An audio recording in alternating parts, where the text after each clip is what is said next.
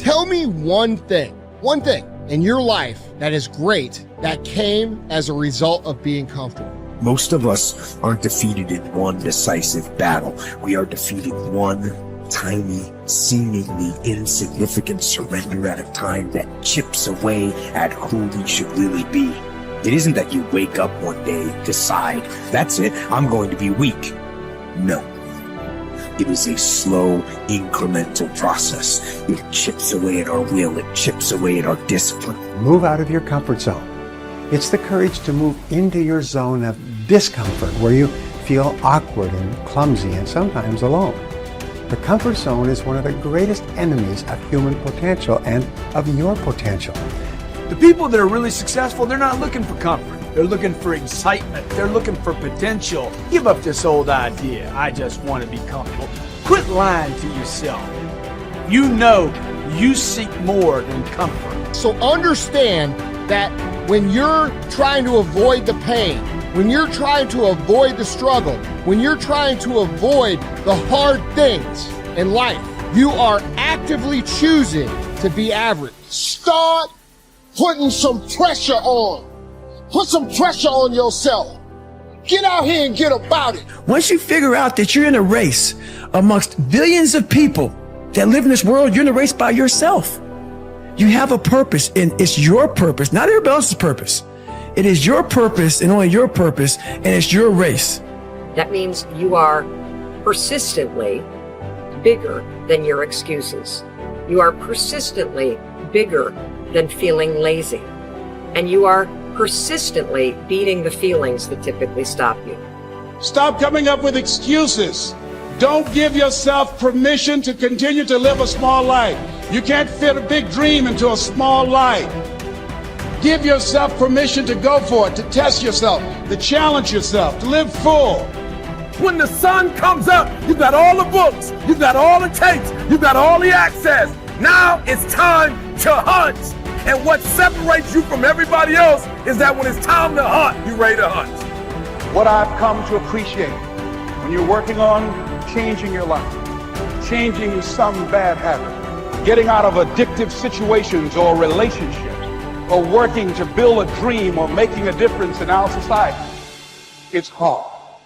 There are going to be all kinds of challenges that we all must face. You cannot live in this world without a challenge. You cannot live in this world without a struggle. Greatness is right on the other side of pain. So what are you running from it for?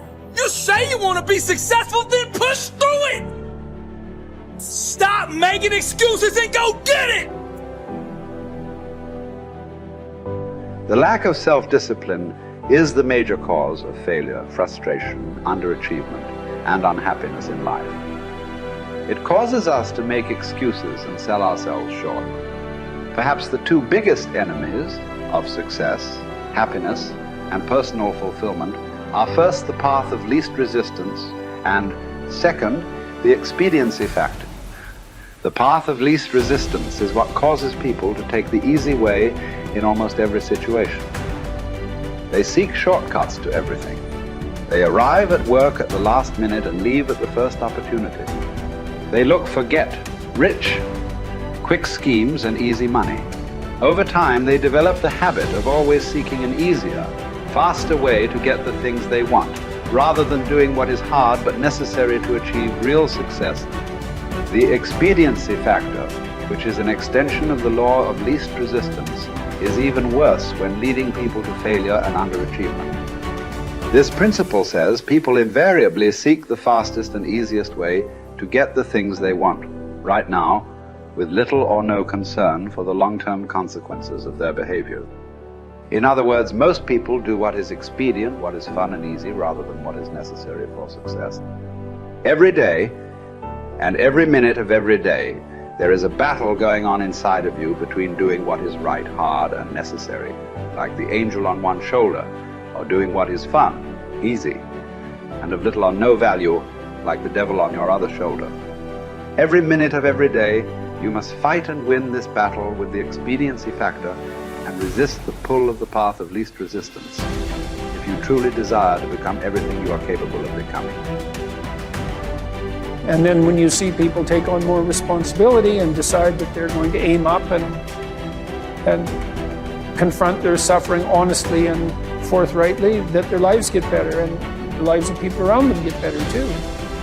And so that's very strange as well, because it also means that the pathway to less suffering is through suffering, right? And that would be hopeful if the world was constituted that way. It's like, well, there's suffering.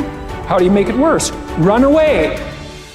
How do you make it better? Confront it. Yeah, but it's suffering. It's like, yeah, but it's there. There it is. It's right there. It's a precondition for existence or something like that. And it's like you have something important to do as well.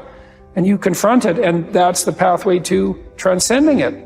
We need to figure out, like, now, today, what is, the best way to live your life? What is there's got to be ways you can be putting forward the most positive energy. I mean, we know objectively what's causing pollution. We know objectively what's causing birth defects, and we're taking in too much chemicals and not enough vitamins. We know objectively all this stuff.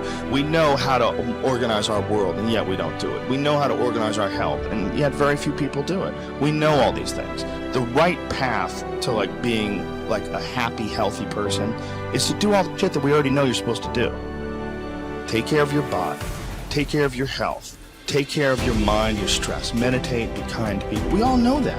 I mean, you ask anybody, they know how to get by and to be the most evolved version of you that you can be. I mean, it's not like a magical checklist. If you talk to people about it, you said, okay, here you got a person, you want to improve them, what are the things you're going to do to them?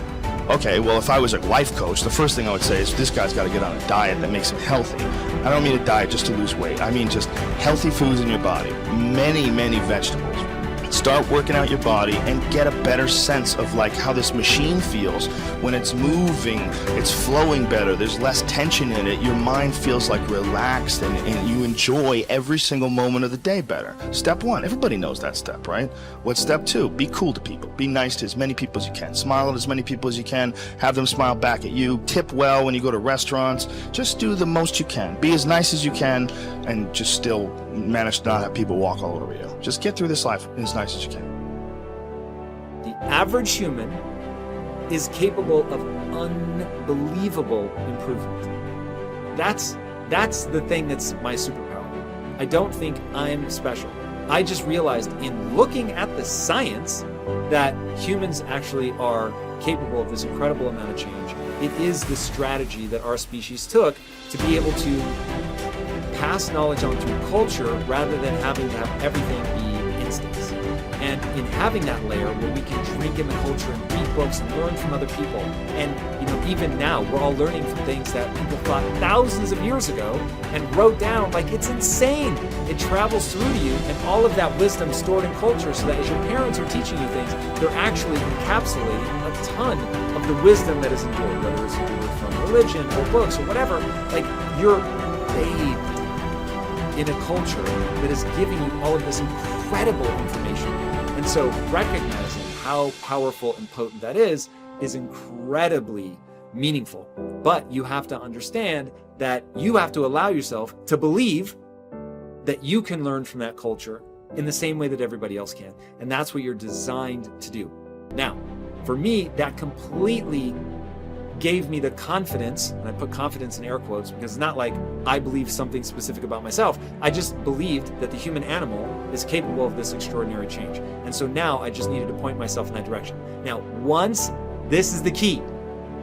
Once I realized that I could get better at anything, it dawned on me that how I spend my time is a spiritual consideration.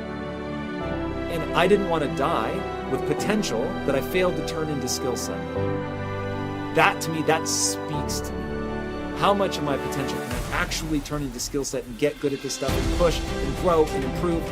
That to me is just this incredibly intoxicating thing. So for me, the discipline, the confidence, all of that comes from recognizing the human animal. Nothing special about me. The human animal is capable of extraordinary change. I'm going to have to put time and energy into doing it, but I'm capable of getting this change.